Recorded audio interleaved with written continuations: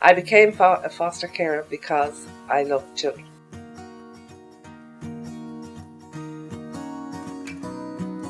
I wanted to be able to make them feel safe, take them away from the environment, keep them safe. No, it never impacted on anything I wanted to do in my life. I went to college. She was in school, I was in college. I was home before she got home. She was going to school before I went back to house. I have a great relationship with my social worker, Naomi.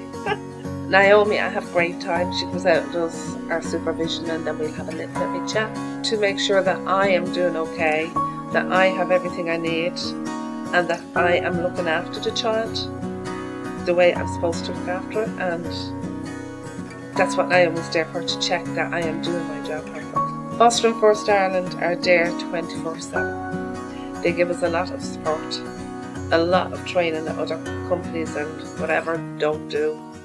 And they're always there to reassure us that we're doing a good job. Standing watching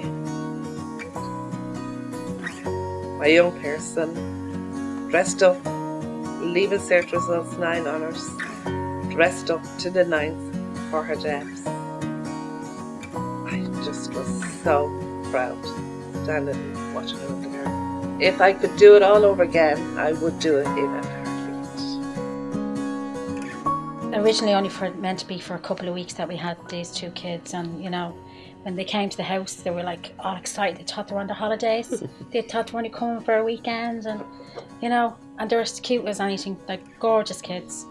But like that, we thought a couple of weeks, and sure, time went on, and sure, 2.5 years later they're still here, and they're it's a bit overwhelming, because you're like, for us it was like going back in time, having to, they came with what they stood in, and we had to go and get everything for them, and well, I have to say they've flourished. Do you know what I mean? They really have. Yeah. And I'm just sort of blowing around trumpets here, but like we took photographs of them. They came to us in July, I think it was June, beginning of July, end of July.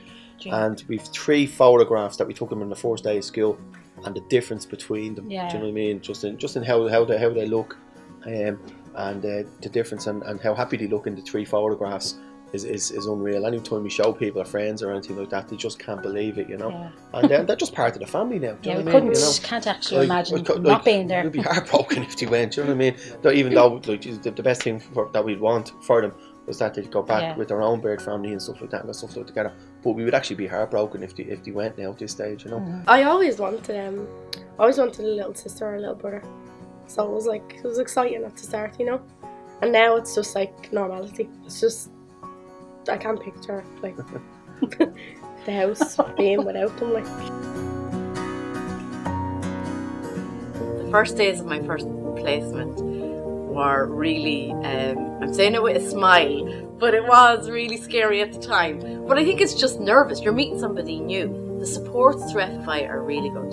Like when we were deciding if we were going to foster, that was something, I don't know what other people did, but personally we looked at, what supports were available after 5 o'clock, because you can't